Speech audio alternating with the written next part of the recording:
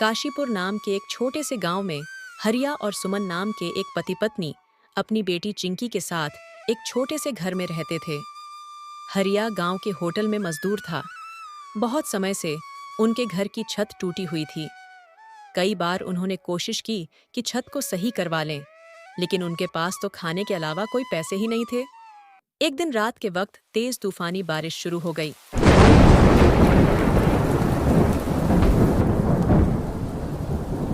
सुनो हरिया जी, बरसात शुरू हो गई है। कभी भी बारिश हो सकती है। घर की छत का तो आपको पता ही है, अगर ज्यादा पानी आ गया तो गिर सकती है। कुछ करो ना। हाँ सुमन, मैं कुछ करता हूँ।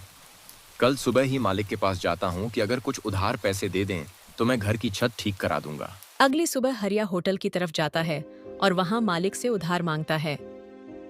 मालिक, बरसात शुरू होने वाली है और घर की छत टूटी हुई है। अगर समय पर ठीक नहीं करवाई तो सारी छत गिर सकती है। मुझे कुछ उधार चाहिए था। ये देखो हरिया, तुम्हें मालूम है कि हमारा कारोबार कुछ समय से सही नहीं चल रहा है। मेरे पास तुम्हें उधार देने के लिए कुछ नहीं है। और हाँ, अभी बरसात भी शुरू हो रही है तो मैं ये ढाबा बंद कर दूंगा। तुम कोई और काम ढूंढ लेना। लेकिन मालिक, मैं तो आपसे उधार लेने आया था। आप तो उल्टा मुझसे मेरा रोजगार ही छीन रहे हैं। हरिया, मैं तुम्हारी हालत समझ रहा हूँ, लेकिन अब क्या करूं? मुझे खुद भी इस ढाबे से नुकसान हो रहा है। तो तुम जाओ हरिया, और कहीं और काम ढूंढ लो। ये सुनकर हरिया मायूस हो जाता है और जगह जगह काम ढूंढने लग जाता है। वह गांव के कभी एक आदमी के पास जाता है और काम के लिए भीख मांगता है, तो कभी दूसरे आदमी के पास। लेकिन हर जगह उसे टोकरे मिलते हैं और कोई भी उसे काम देने के लिए तैयार नहीं होता। इस लगातार असफलता से हरिया बहुत ही परेशान हो जाता है और जंगल में जाकर एक पेड़ के नीचे बैठ जाता है, सोच में गुम। सुबह से रात हो गई। सुमन को बोलकर आया था कि छत का इंतजाम कर दूंगा, लेकिन यहाँ तो मेरी नौकरी भी चली गई। घर की छत तो छोड़ो, यहाँ तो खाने के पैसे भी नहीं हैं। तभी जोर जोर से बादल गरजने लगते हैं। हरिया आसमान की ओर देखता है और उसकी चिंता और भी बढ़ जाती है, क्योंकि उसे पता है कि अगर बारिश हुई तो उसकी समस्याएं और बढ़ जाएंगी। अरे ये क्या, ये तो बारिश शुरू हो जाएगी। मुझे जल्दी ही घर पहुंचना होगा, वरना सुमन अकेले कैसे संभालेगी। हरिया घर जाने ही लगता है कि तेज बारिश शुरू हो जाती है। अरे इतनी तेज बारिश, अब इस बारिश में मैं घर कैसे जाऊं? तभी हरिया की नजर एक दुकान पर पड़ती है और वह उस चाय की दुकान पर जाता है। वहाँ पर वह बारिश के रुकने का इंतजार करता है। भाई, ये बारिश नहीं रुकने वाली बारिश का रुख बता रहा है कि इस बार ये काफी तबाही करने वाली है। अरे भाई, ऐसा तो ना बोल। अच्छा बोल, सब कुछ ठीक हो जाएगा। अरे मेरा अच्छा बोलने से क्या हो गया? मैंने न्यूज़ में देखा है कि इस बार बारिश बहुत ज्यादा तूफानी होगी, बहुत खतरा होगा। इसीलिए तो गांव के सब लोग दूर अपने रिश्तेदारों के घर जा रहे हैं। मैं भी कल अपनी पत्नी और बच्चों के साथ अपने ससुराल जाऊंगा। ये सुनते ही हरिया और भी परेशान हो जाता है। ये क्या हो रहा है? अगर ये सच में तेज तूफान आएगा तो घर की छत गिर जाएगी। मुझे अभी फौरन ही घर पहुंचना होगा। सुमन और चिंकी अकेले परेशान होंगी। दुकानदार ने बहुत रोका, लेकिन हरिया बिना जवाब दिए ही जल्दी जल्दी घर की तरफ जाता है। बारिश बहुत ही ज्यादा हो गई थी, हर तरफ पानी भर आया था। वो बस जल्दी जल्दी अपने जान की फिक्र किए बिना घर पहुंच जाता है। लेकिन वो जैसे ही घर पहुंचा, उसके तो होश ही उड़ गए, क्योंकि पूरे घर में ही पानी भरा हुआ था। आधी दीवार तक पानी पहुंच गया था। सुमन ने अपनी बेटी को एक टेबल के ऊपर खड़ा किया था। सुमन, तुम ठीक तो हो ना? चिंकी तो ठीक है? हाँ, हम अभी तक ठीक हैं। ये देखकर मैंने चिंकी को उस टेबल के ऊपर खड़ा किया है, लेकिन हमें ये पानी घर से निकालना होगा। हाँ, चलो हम पानी निकालते हैं। वो दोनों बाल्टियों से भर भर कर पानी को घर से निकालते हैं, लेकिन ज्यादा बारिश की वजह से घर में और भी पानी भरता है। अम्मा, अब्बा जी, मुझे बहुत डर लग रहा है। इस पानी को रोकिए ना, वरना मैं इसमें डूब जाऊंगी। चिंकी बेटी, डरो नहीं, बस अभी सारा पानी निकल जाएगा। हरिया जी, आप तो कह रहे थे कि छत के सही करने का इंतजाम करने जा रहे हैं। क्या हुआ? आपने इंतजाम किया? नहीं सुमन, कोई इंतजाम नहीं हुआ, और ऊपर से मेरी नौकरी भी चली गई। गांव के हर एक शख्स के पास गया काम मांगने के लिए, लेकिन वो कहते हैं ना कि बुरे वक्त में फिर कोई काम नहीं आता। तो फिर हम क्या करेंगे? घर की छत का तो कोई भरोसा नहीं, कभी भी गिर सकती है। हम कहाँ जाएंगे फिर? तुम फिक्र मत करो सुमन, कोई ना कोई हमारी मदद कर लेगा, सब कुछ ठीक हो जाएगा। इस तरह से वो दोनों घर से पानी निकालते हैं। रात के किसी वक्त बारिश बंद हो जाती है। अम्मा, मुझे बहुत भूख लगी हुई है, खाने को कुछ दो ना। कल रात से मैंने तो कुछ भी नहीं खाया। सुने हरिया जी, बारिश में खाना का सारा सामान बिखर गया। चिंकी को बहुत भूख लगी है, उसको मैं क्या दूं? सुमन, ये आखिर कैसा इम्तिहान है? तुम चिंकी को संभालो, मैं अभी खाने का कुछ इंतजाम करता हूँ। इस तरह से हरिया बहुत मुश्किल से थोड़ा बहुत खाने का इंतजाम कर लेता है। ऐसे ही दिन गुजर रहे थे। हर रोज बारिश में हरिया और सुमन को घर से पानी निकालना पड़ता है। एक रोज वो सब घर के बाहर खड़े थे। आखिर ऐसा कब तक चलेगा? घर में पानी की वजह से सब कुछ खराब हो गया। अब मैं क्या कर सकता हूँ, कोई और रास्ता ही नहीं मिल रहा। तभी तेज तूफान आया और तेज बारिश शुरू हो गई, जिसकी वजह से हरिया का पूरा घर टूट गया। ये क्या हो गया? हमारा घर तो टूट गया। ये घर हमारे आखिरी उम्मीद थी, वो भी खत्म हो गई। अरे शुक्र मनाओ कि सिर्फ घर ही टूटा है, छींके, और हम दोनों बाहर ही हैं, वरना हमारे साथ बहुत बुरा होता। लेकिन अब हम क्या करेंगे, कहाँ जाएंगे हम? हमारी बेटी तो यहाँ बारिश में बीमार हो जाएगी। अभी तो हरिया जी, आज बस सर छुपाने की जगह मिल जाए, कल की कल देखेंगे। वो जो आपका दोस्त है ना रामू भाई, आज रात उसी के घर चलते हैं। हाँ, तुम सही कह रही हो। दोस्ती आखिर किस काम आएगी? रामू हमारी मदद जरूर करेगा।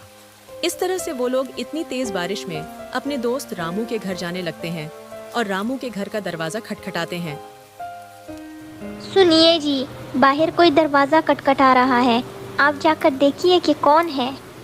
रामू बाहर आते ही हरिया की फैमिली को इस तरह देखता है और उसके चेहरे पर एक अजीब सा भाव आ जाता है, जैसे उसे कुछ खास अच्छा नहीं लगा हो। अरे हरिया, तू पूरी फैमिली के साथ, और वो भी इस वक्त? सब ठीक तो है ना? कुछ ठीक नहीं है रामू। तेज तूफानी बारिश की वजह से हमारा घर टूट गया है। हम सड़क पर आ गए हैं। बच्ची और बीवी के साथ इस वक्त कहाँ जाए, इसीलिए यहाँ तुमसे मदद मांगने आए हैं। क्या हम सिर्फ आज की रात तुम्हारे घर में रुक सकते हैं? देख भाई हरिया, दोस्ती यारी सब कुछ एक जगह ठीक है, लेकिन मैं अगर तुम्हें घर पर रख भी लूं तो तुम्हारी भाभी कभी नहीं मानेगी, और वैसे भी तुम्हारी पूरी फैमिली है। माफ करना भाई, मैं नहीं रख सकता। ये तू क्या कह रहा है रामू? मैंने भी तो तुम्हारी हर बुरी और अच्छी वक्त में मदद की है, लेकिन जब आज मुझ पर मुसीबत आई है तो तू मुंह फेर रहा है। ऐसा तो ना कर मेरे भाई, मेरी बच्ची छोटी है, वो इतनी बारिश में बीमार हो जाएगी। सिर्फ आज रात की ही तो बात है। तू मेरी बात नहीं समझ रहा। देख, मैं तुम्हें यहां नहीं रख सकता। अब तुम जाओ और कहीं और जगह का इंतजाम करो। रामू जी, आपने अपने दोस्त की मदद क्यों नहीं की? एक रात की ही तो बात थी, और फिर तो हरिया बाई ने आपके हर मुश्किल वक्त में मदद की है। अरे, मैंने कोई यहां डेहरा नहीं खोल रखा है कि जो भी आएगा मैं उसे अपने घर में रख लूंगा, और मैं दोस्ती तब तक ही रखता हूं जब तक मेरा अपना फायदा हो। लेकिन अभी तो हरिया बिल्कुल ही कंगाल हो गया है, उससे मुझे कोई फायदा नहीं होगा, इसलिए मैंने उसे भगा दिया। आप थोड़ा सा खौफ करें, बुरा वक्त कभी भी किसी पर आ सकता है। ऐसा ना हो कि कल को आपकी मदद के लिए कोई भी ना हो। अच्छा, ये सब छोड़ो, तुम जरा पकौड़े तो बनाओ, इतना प्यारा मौसम है, बहुत मजा आएगा। इस तरह हरिया बेचारी की फैमिली इतनी तेज बारिश में इधर उधर भटक रही थी। फिर वो गांव के अमीर सेठ के पास मदद के लिए जाते हैं। सेठ साहब, हमारा घर टूट गया है, बारिश बहुत तेज है और बच्ची भी छोटी है। आप हमारी थोड़ी मदद तो कर लें, सिर्फ एक रात के लिए हमें अपनी हवेली में जगह दे दें। तुम्हारा दिमाग तो ठीक है ना? मैंने यहाँ कोई अनाथ खाना तो नहीं खोल रखा कि जो भी बेकारी मुंह उठाकर आएगा मैं उसे अपने घर में जगह दे दूंगा। अब 1 मिनट में फौरन यहाँ से दफा हो जाओ, वरना तुम्हें यहाँ से धकेलकर बाहर निकाल लूंगा। इस तरह से गांव के अमीर सेठ ने भी हरिया को निकाल दिया। कोई भी उसे एक रात के लिए भी घर में जगह नहीं दे रहा था, तो वो लोग वहाँ गांव की सड़क पर एक दरख्त के पास बैठ जाते हैं और अपनी किस्मत को रोते हैं। आज तो सब लोगों ने देखा ही दिया कि कोई किसी का अपना नहीं होता, और बुरे वक्त में तो कोई भी किसी का साथ नहीं देता। और लोग तो छोड़ो, मेरे अपने दोस्त ने ही मुझे निकाल दिया। आप हिम्मत मत हारें हरिया जी, इस बुरे वक्त में मुझे और मेरी बेटी को आपकी जरूरत है। अगर आप ही इस तरह हिम्मत हारेंगे तो हम क्या करेंगे? कैसे रखूं हिम्मत? दिल तो कर रहा है कि कोई तो ऐसा जादू की चीज मिल जाए कि जैसे भी हो बस अपनी बीवी और बच्ची के लिए ऐसे छत का इंतजाम करूं कि जिसे कोई आंधी या तूफान भी ना हिला सके। भरोसा रखो, एक दिन हमारे भी अच्छे दिन आएंगे। और आज जिन्होंने हमारे साथ बुरा किया है, कल उनके पास भी मदद के लिए कोई नहीं होगा। और इस तरह से रात भर वो सब बारिश में भीगते रहे और अपनी किस्मत को रोते रहे। सुमन, तुम यहाँ पर ही रहना, मैं अभी कुछ खाने का इंतजाम करता हूँ। ठीक है, बस जल्दी आना। शाम होने से पहले हरिया खाने का कुछ इंतजाम करके आ जाता है। अब बारिश भी रुक गई थी और वो लोग वहाँ पर उस पेड़ के नीचे ही रहने लगे। अच्छा सुमन, मैं जा रहा हूँ और कोई ना कोई काम देखता हूँ, कुछ ना कुछ तो मिल ही जाएगा। हरिया काम की तलाश में एक जंगल के रास्ते से गुजर रहा था। लगता है कि मैं रास्ता भटक गया हूँ। काम ढूंढते ढूंढते लगता है कि मैं कहीं और ही आ गया। सुमन और बच्ची मेरा इंतजार कर रहे होंगे, मुझे जल्दी ही जाना होगा। ये कहते ही हरिया जैसे ही वहाँ जाने लगता है, अचानक से पीछे से एक भूरी आवाज देने लगती है।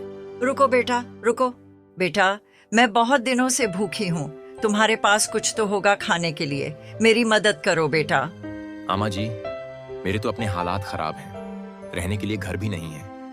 और हाँ आमा जी, मेरे पास बस ये थोड़ी रोटी है जो मैंने अपने खाने के लिए ली थी, ये आप ले लें और खा लें।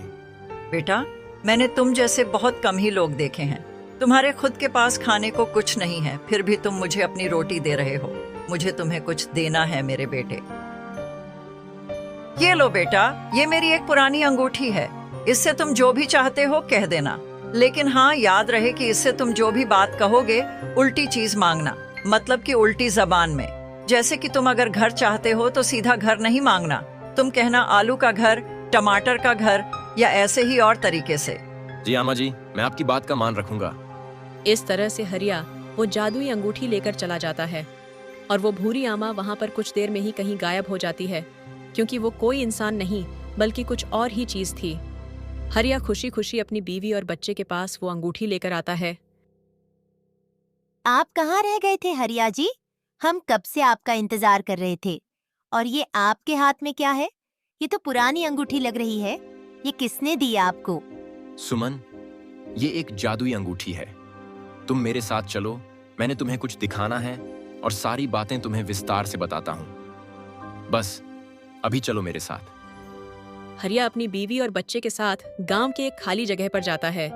ये हम यहाँ पर क्यों आए हैं? आप कुछ बताइए ना, मुझे परेशानी हो रही है। अब मैं तुम्हें समझाता हूँ, एक मिनट। ऐ जादुई अंगूठी, मुझे यहाँ पर एक टमाटर का घर तो अपने जादू से दे दो। हरिया ये बात जैसे ही करता है, अचानक उस अंगूठी के जादू से वहाँ पर एक बड़ा सा टमाटर का घर आ जाता है, जिसे देखकर हरिया और उसकी पत्नी बाची बहुत ही ज्यादा हैरान और खुश होते हैं। वो लोग वहाँ पर खड़े ही होते हैं कि अचानक से वहाँ पर गांव के लोग आते हैं और हरिया का मजाक बनाने लगते हैं। ये देखो लोग, हरिया का लगता है दिमाग खराब हो गया है, इसलिए तो ये टमाटर के घर में रहेगा। लगता है कि सदमे से इसका दिमाग खराब कर दिया है। सभी लोग उसका मजाक उड़ाते हैं, लेकिन हरिया चुप ही रहता है। ऐसे ही वक्त गुजरता है और एक दिन बहुत ही तेज तूफानी बारिश शुरू होती है, जिसकी वजह से गांव के सब लोगों के घर टूट फूट के रह जाते हैं और वो लोग सड़क पर ही आ जाते हैं। ये क्या हो गया? हमारे सबके घर तो टूट गए, मेरी तो इतनी मजबूत हवेली थी वो भी टूट गई। अब हम कहाँ जाएंगे इतनी तेज बारिश में? वो लोग किसी जगह की तलाश में जाने लगते हैं कि अचानक से हरिया के घर को देखते हैं, जो बिल्कुल ठीक था।